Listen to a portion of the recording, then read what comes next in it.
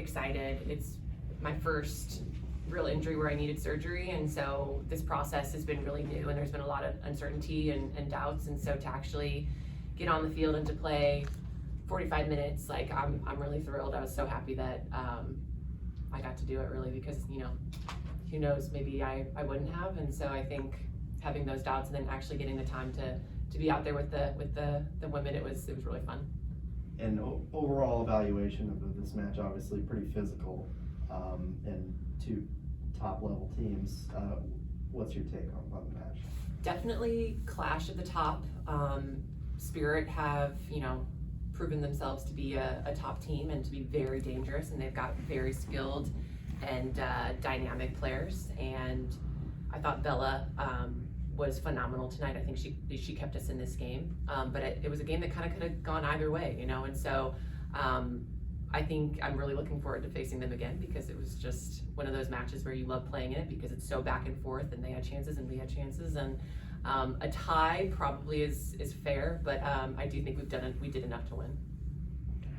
I wanted to talk just briefly about the settlement today and the new CBA.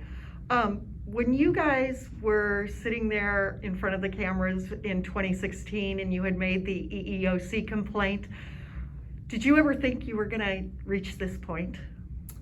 I always had hope that we were going to reach this point. I just didn't know when it was going to happen, and it's been a really hard fight. And there were a lot of days where I thought this wasn't going to happen while I was still playing. So I feel very fortunate that from that 2016 EEOC complaint that we've gotten to this point here in 2022. And so I've said it before, but a lot of credit goes to our Players Association and the leadership that we had there, as well as the men's national team PA and US Soccer for finally being open to the idea of equal pay for equal play. So a lot of things had to come together and a lot of people had to work together. And yeah, there were definitely days where I was wondering if it was going to happen sooner or later, and luckily it happened sooner. How much credit should go to the folks that went before you and didn't settle for the status quo? Like, players like Julie Foudy, players like Mia Hamm.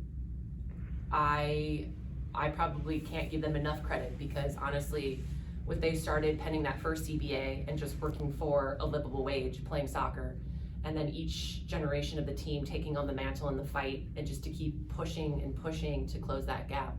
And we wouldn't be where we are today without all the generations of the women's national team players that came before, that decided to fight for better everything. And so so much credit needs to go to them, and I hope that they feel pride in what they did, because we wouldn't be here without them.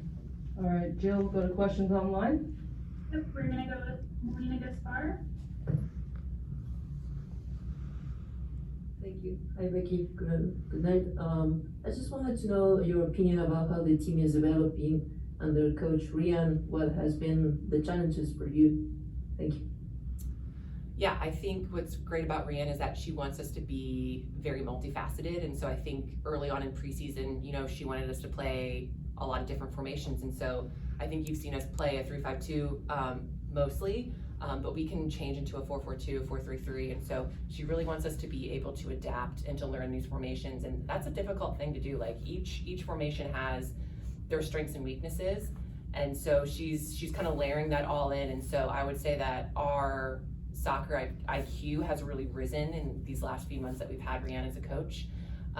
And she also very much wants us to take charge and to kind of play in the gray. Like, soccer is not a black and white sport, it's very gray. And so us making decisions on the field and just kind of working through the problems that come. And so I've been ecstatic with Rian. I've been having a lot of fun learning. I feel like I'm learning a lot underneath her.